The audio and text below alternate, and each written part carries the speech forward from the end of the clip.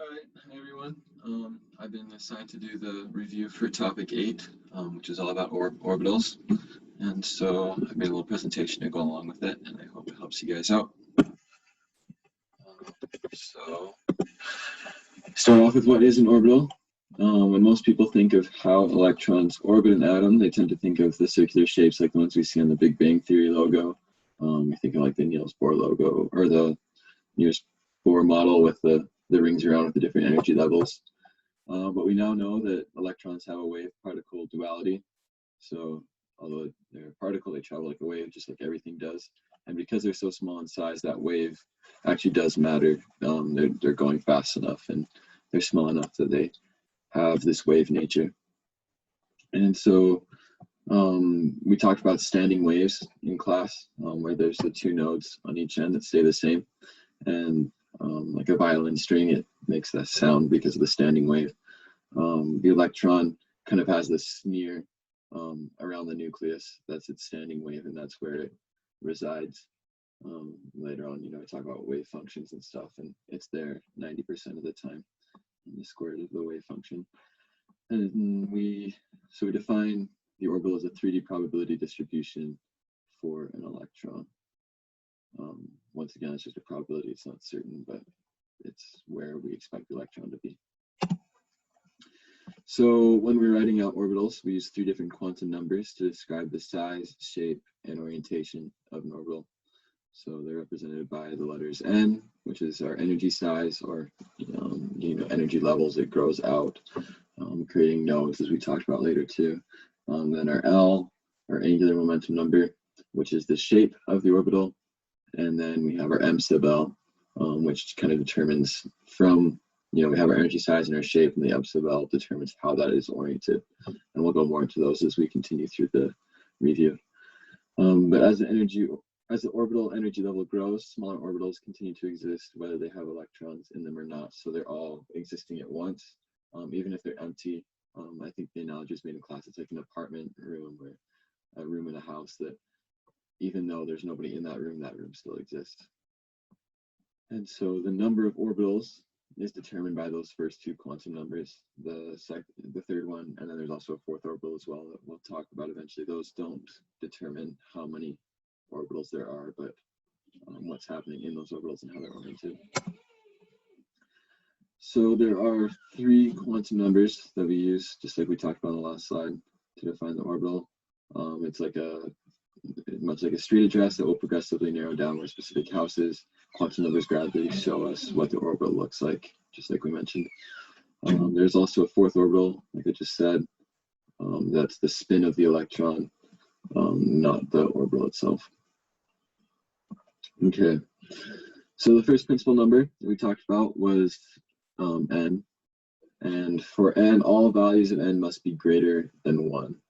You can't have an n of 0 or a negative n.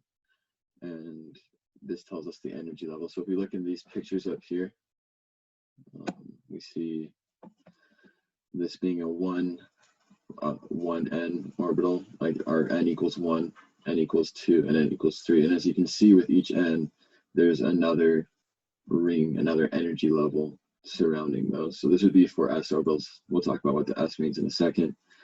This would be for p orbitals, and this would be for d orbitals. But in the p picture, you can see once again these 3 distinct energy levels. So this would have a n equals 3 orbital, and this would be n equals 1, 1, 2, 3, 3 as well.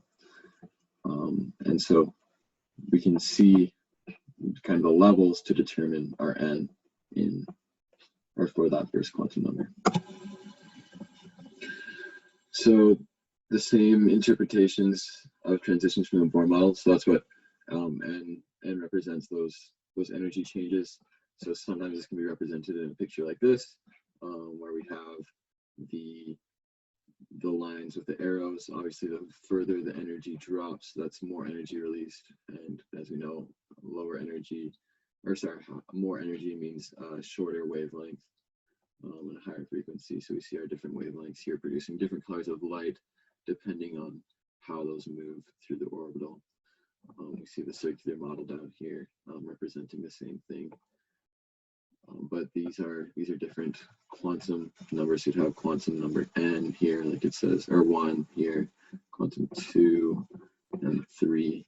And so when we drop between these, we're talking about dropping between, or move between these, we're talking about moving between different energy levels or quantum number n. So just a couple questions that we're going to go through. So if a hydrogen atom absorbs a photon, what happens to the principal quantum number? And if a hydrogen atom emits a photon, what happens to the principal quantum number? And how can we tell the exact change in the principal quantum number when a hydrogen atom emits a photon? Just think about that for a second. You can pause the video if you want. Here's our answers. So we know that as a hydrogen atom absorbs a photon, its quantum number will go up because it's increasing energy. So we're increasing in our energy level. The number of levels it increases is determined by the energy of that photon. So sometimes it'll just go up 1 level, sometimes it can go up 2 or 3. It can go from the 3rd level to the 4th level, the 2nd to the 3rd. You know, it doesn't really matter. It can do any of those things depending on the energy of the photon and where the electron is currently sitting as well, which energy level it's sitting in. And then vice versa, or I guess going the other way, as a hydrogen atom emits a photon, its quantum number will decrease, so it'll go back down. Once again, it can go from 4 to 2, 4 to 1. It doesn't really matter. And depending on the drop will determine the color. And so you can tell how many energy levels were changed by the color of light emitted from the hydrogen atom. And we saw it like in those energy level diagrams. Some of these are ultraviolet light, and we can't see them. But we can say, you know, if we go back to this, you know, just dropping 1 energy level. Okay, if the light's red, then we can only drop 1 energy level. If that light was green, we can only drop 2 energy levels, and so on and so forth. Okay, so moving on to the second principal quantum number is the angular, well, or sorry, I shouldn't say principal. The second quantum number is the angular momentum quantum number, and it's represented by L, that fancy kind of cursive L. Also known, this is also known as the subshell. So if we consider N the shell, L is the subshell, which divides the shell into different parts. So possible values for L, it always has to be above 0, or it can be 0, but it can't be below 0. It can't have a negative L, and it needs to be at least 1 less than our energy level. And this is because you can't, it would just, with the nodes that we talk about later, it would just create too many nodes for that as well, and it just doesn't work. So each of these values is represented by a letter. The most common ones we deal with is S, P, D, F, and then after this it just keeps going G, H, I, J. But so 0 is equal to S. We see here in this picture what an L equals 0, or what an S L looks like. And as we can see, there's no lines cut through this. It's just that. When an L equals 1, that's our P, and this has 1 line cut through it. So we have 2 distinct shapes here. And then with our 3, 3 is equal to, sorry, 2 is equal to D. As you can see through this one, we have 2 lines cut through it. These are the L, and it creates this 4-leaf clover kind of shape. So as you can see, the angular momentum number, as we went up, it went from a circle to these 2 circles or ovals, and then to this 4-leaf clover shape. And that will continue to get more and more complex as it goes on. But the L determines the shape of the orbital. So you can determine the L in the diagram by how many lines you can draw through the center without hitting the orbital, just like I was showing you in the last picture. So if we go back, we can't draw any lines through this without touching orbital, so we know that that's 0. We can draw 1 line through, as we see there along the axis, so that's 1. This one we can draw 2 lines through without hitting an orbital, so that means the L is 2, or D. Yeah, just like I mentioned there. Okay, so some practice questions for letter L is, what is the name of the orbital where n equals 1 and L equals 0? What is the name of the orbital where n equals 4 and L equals 3? What is the name of the orbital when n equals 3 and L equals 1? And then just a hint on these is remember that S is equal to 0, not to 1. So sometimes I make the mistake, I just go, okay, this is a 2 orbital, so 1 is S and P is 2, but that's not the way it works. We have to start with a 0 with S. So just take a second and answer those. And then our answers, oh, I don't actually put answers. So we know N equals 1 and L equals 0. This is going to be a 1s orbital. This one we know is going to be 4, and 3 is equal to, so 0 is S, 1 is P, 2 is D, 3 is F. So this would be a 4F orbital. And then if 3 is, N is 3, we know it's our first one, and L is equal to 1, then we know it's 3, S would be 0, once again P would be 1, so we have a 3P orbital. Something to keep in mind with these is you can tell if there's something wrong if your L is equal to or greater than your N. Just like talked about earlier, it has to be N minus 1 between 0 and N minus 1. Okay, so the third quantum number we talk about, we call it M sub L sometimes, but it's a magnetic quantum number represented by that symbol there. Okay, so this number can be a positive or negative integer, but its absolute value has to be equal to or less than L, which was, as we remember, N minus 1. So if our L is 3, that means our N would have been 4. So 4 minus 1 is L is 3. Our ML has 7 possible values, and we see those. So we have the -3, -2, -1, 1, 2, 3, and then the extra one is 0 because that's also in there too. And so this is the first quantum number that we have that can be negative as well as positive. It's still always in whole integers though. We never have a decimal with these. And so we can see a trend established. If we want to determine our M sub L, what we do is we take our L, multiply it by 2, and then add 1 for that 0. And that will determine how many possibilities there are for our M sub L. And since we already know from our N and our L, we already know the energy level and the shape, then the next one gets even more specific and tells us how it lies on that axis. So here are some different ones for, this would be, a possible orientation. This would be like a 3D orbital because we have 2 lines drawn through. These are 3 different 3D or 4D and 5D, orbitals, but as we can just see one, we can just say that's 3D for now. And so this one you see is lying in between the y-axis, the y-axis. This one here is lying in between the x-axis. Here we're down equal, so this is on the zy, this is on the zx, this one's on the xy, this one's on the, it's on both the x and the y. And then this one here, we can see our 2 lines still, almost like cones coming up and through, like this, 1 and 2, for our nodes there. But those are the different shapes, and those shapes are determined by our M sub L. One second. Let's see if I can do it in time. Okay, next we have our M sub L. Oh, sorry, we're still talking about M sub L. Okay, so the magnetic quantum number can be subscripted to show what axis the orbital lies on. And so as we can see in the diagram, 2py, it's lying on the y, 2px, it's lying on the x, 2pz, it's lying on the z. So yeah, just like it's written here, 2px and 2pz work similarly where the orbital is found on the axis. The value -1. Okay, so this is kind of interesting. So our M sub L, for M sub L is -1, then that's along the x-axis. 0 is y, and 1 is z.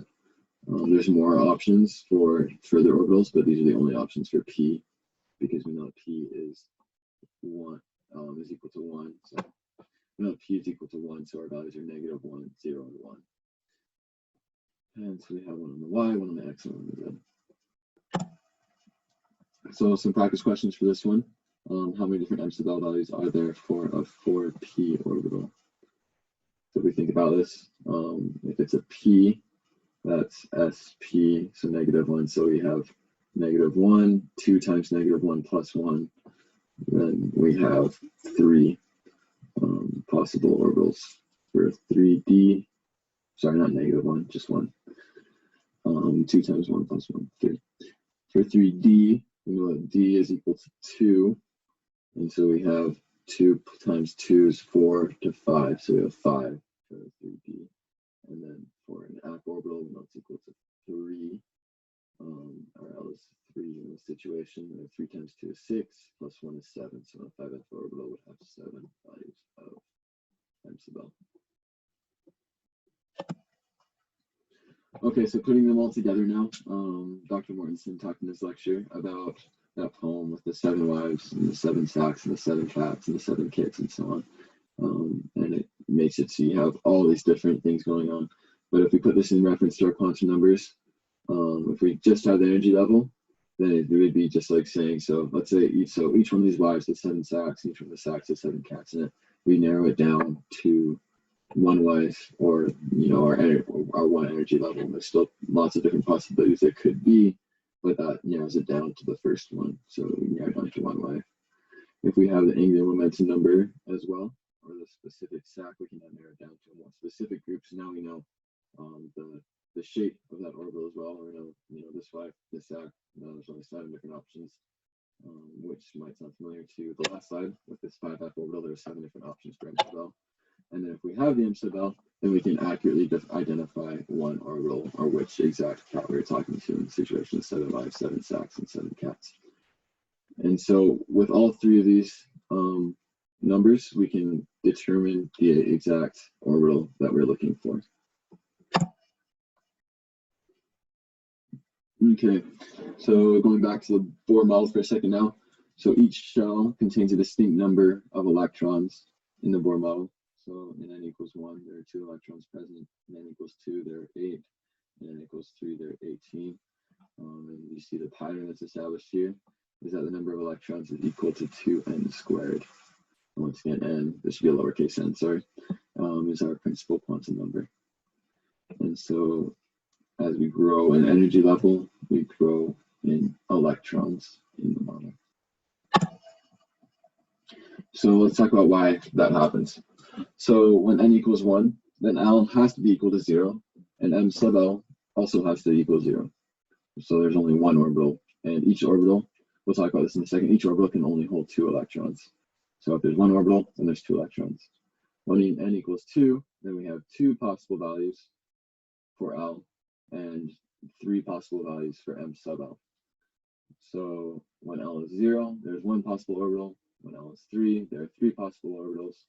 And so altogether we have 4 possible orbitals, and all 4 of these orbitals are capable of holding 2 electrons, so 8 electrons in those n equals 2 levels. And so it's important that we don't just count the orbitals for our greatest L value. Something that I've done in the past, a mistake that I've made, is I go, let's say n is equal to 3, and I'll say, okay, that means our L is, our greatest L value is 2. And so when L is 2, that means we have 5 different orbitals, so we have 10 electrons. But that's not true, because we still have the values for L equals 1 and L equals 0 as well that we need to include in those. So you'd have another 3 and then another 1 as well. And so as you can see, that number is a lot bigger than just our greatest L value. And all of these, like we talked about at the start, are existing at the same time. So with every energy level gained, we add a growing number of orbitals to the atom. So that number is going to see a curve as it goes up. Okay, so some practice questions now. So using the information from the last slide, how many orbitals and electrons are there in an n equals 4 orbital? So if we go back, we remember that our trend is, if we want to know how many electrons, we go 2n squared.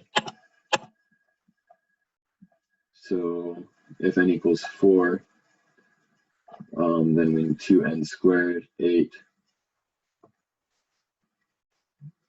There would be 64 electrons present. And if we count our orbitals, then we would have to take our values of 4d, sorry, 4f, 4d, 4p, and 4s, and add all those up. So like it says, possible values are 0, 1, 2, and 3.